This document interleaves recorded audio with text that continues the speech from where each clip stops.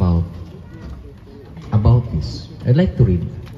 The assurance of God's approval will promote physical health.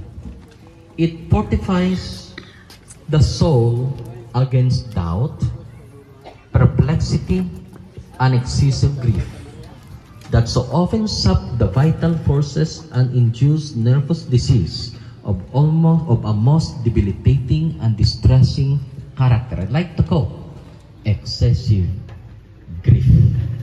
Kana bang magbakho nga halos di nakaginhawa? Kana bang magbakho nga halos di na gyud mukaon? Kana bang magbakho nga nadaot ng pangisip kay sige na gyud una? And that is excessive grief. That is the extreme side of grief.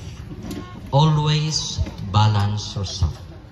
The other extreme left is when you hold your emotion that you're hiding your grief because anyway, I have hope. Journey with your grief because God knows that is normal. However, when you grieve, neutralize it with your hope. What is that hope? In verse 16 says, for the Lord himself will come down from heaven with a loud voice, with that command of the archangel, with the voice of the archangel, and with the trumpet call of God, and the dead in Christ will rise first. We know this one. After that, we who are still alive and are left will be caught up together with them in the clouds to meet the Lord in the air, and so will be with the Lord forever. It is easy to memorize in the head. It is easy to remember. However, it is not easy to experience with our heart. Walk with that grief. Neutralize with that hope. Express it accordingly as what you see the better plan of God. May God bless us in this very short message. I'd like to remember again, to read this one again. We do not want you to be ignorant about those who fall asleep. Like Pastor Ephraim Hersaba, the one who mentors us. Bisan pag ito nag-retire na nga pastor, siya pa nag-mentor much more sa mga ulahi pa sila ha.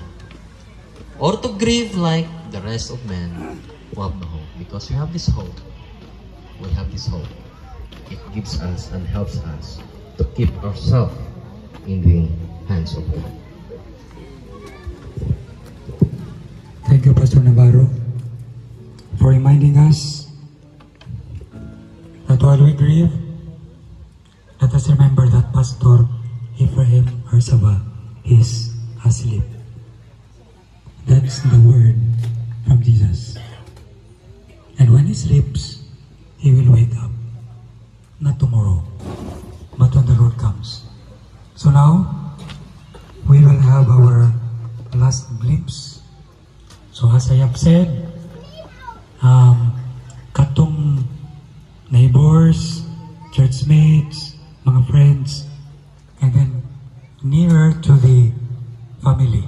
Mo na itong pagpasunod, dahita so hatong ipadapren kajut na picture ni Pastor Ephraim yan. Hatong ipagawas gamay, Dr. Kip, pagawas yes. Data mo agi, so as you do your last glimpse, pagkuha ng puno flowers na puti. Then mabalik ta sa atong lingkuranan. And as we do that, we will listen to Pastor Handel's music.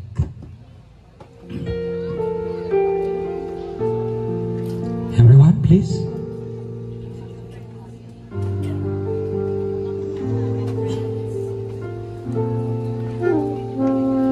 Dari gikan, so ang gikan dire, pwede mo wagi sa likod. Careful lang wanang pathway, kay humok man siya.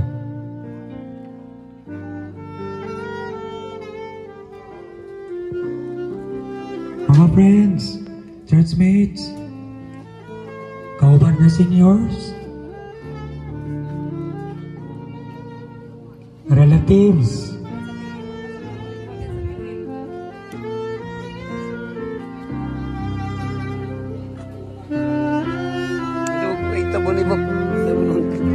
ayaw sa mayatag ma'am.